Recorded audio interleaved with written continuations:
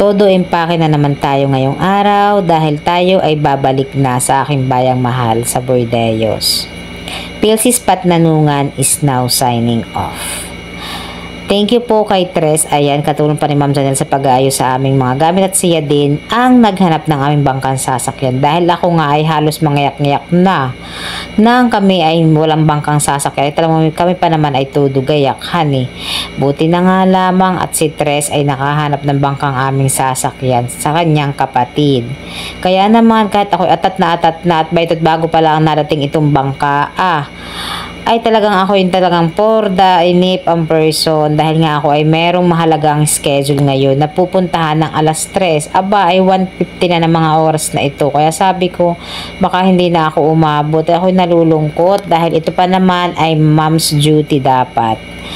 Kaso ay di walang magagawa kapag may mga ganitong pagkakataon na hindi naman natin hawak ang mga pangyayari. At dahil nga late na kami nakakuha ng bangka dahil yung kausap dapat namin bangka ay wala, ay di ba ito at ngayon pa lamang nga tayo sasakay pa uwi sa Bordeyos. Hindi naman ganun kasama ang panahon ngayon. May uulan araw nga lang. Pero tingin ko hindi naman ganun kalakas ang panahon. Lalo kami nga isa na sa dagat. Kasama namin ulit si Sir Kaiser yung nandyan sa akin likod na guwapong teacher. Yes, teacher po yan. Mukha lang bata, honey. Yung tanang batang yan ay palangiti. Kaya si charming na bata. Yan ay sasama sa amin dahil nga siya bibisita sa kanyang minamahal. Ang kanyang minamahal ay kapitbahay ko din lamang sa Bordeyos. Saludo nga ako diyan sa kay Sir Kaiser at talagang siya ay laging effort para makauwi sa kanyang minamahal. Nakakatuwa yung mga ganitong klase ng pagmamahal, mga ganitong lalaki na talagang nag-i-effort para makasama ang kanilang minamahal. Di ba ga, hindi lahat o makapasana all ka na lang talaga. Ang haba talaga ng hair ni Ma'am Gwen sa bandang ito. Pero ewan ko ba, kapag talaga nakakakita ako ng mga ganito, ako'y natutuwa. Siguro dahil hindi ako bitter, honey. Char. Pero hindi, kidding aside, pero natutuwa talaga ako kapag mga ganito na nagpapakita ng mga kaswitan, mga tungkol sa pagmamahal. Dahil sabi nga, spread the love, not hate.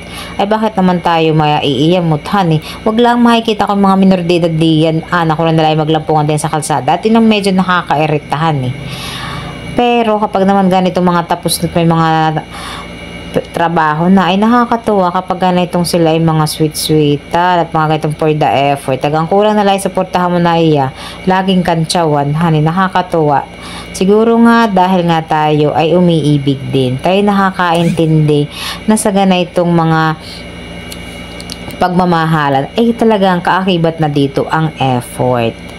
Kaya naman, saludo ako sa kay Sir Kaiser na talagang susuungin ang ganay ang alon kasama lamang ang kanyang iniirog. At ba ito na kami sa tapat ng Salibangbang, kaya naman kung mapapansin nyo, bet medyo nalaki na ang alon.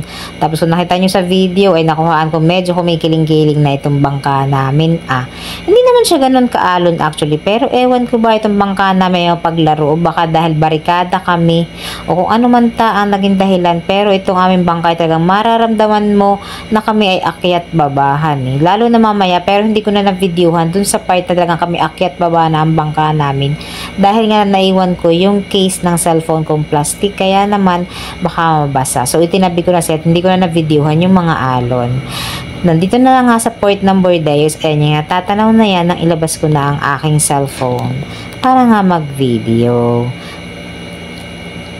Tapos ito, sakto naman na nag-chat sa GC na magsisimula pa lang ang meeting na aking pupuntahan.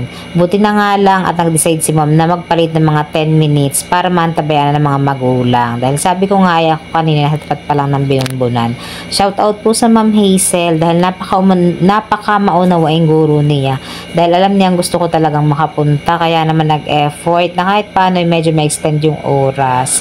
Bukod nga sa nag-aantaway pa rin daw sa ibang mga magulang. Nakakatuwa yung mga ganong mga teacher na nakakaunawa na yung mga magulang din minsan talaga ay may mga schedule na hindi inaasahan na medyo nalilate.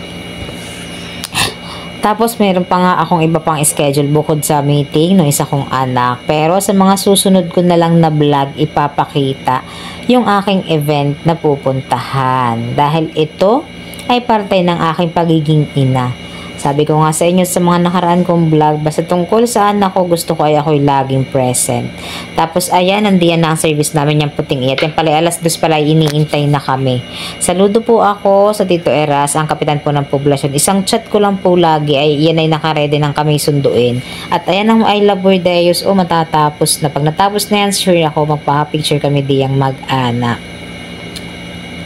At yun nga po muli, nagpapasalamat po ako sa lahat ng mga barangay, sa Patnanungan, sa lahat ng mga kapitan, sa lahat ng mga tanod, mga kagawad, sa lahat ng mga staff na nagsaludar sa amin, sa lahat ng tumulong, sa lahat na nag-asikaso, sa lahat na nakiisa sa amin pag na National ID. Maraming salamat po. Pagpalain po nawa kayo. At sa susunod na lang po ulit. Hindi ko alam kung kailan niyon dahil nag-decide na nga akong hindi mag-extend ng contract namin this January dahil meron akong ibang naka-schedule. Yun ay hindi ko sasabihin dahil yun ay plano pa lang, baka biglang maging drawing. Ay kaya pera balis, sabi nga, ay char.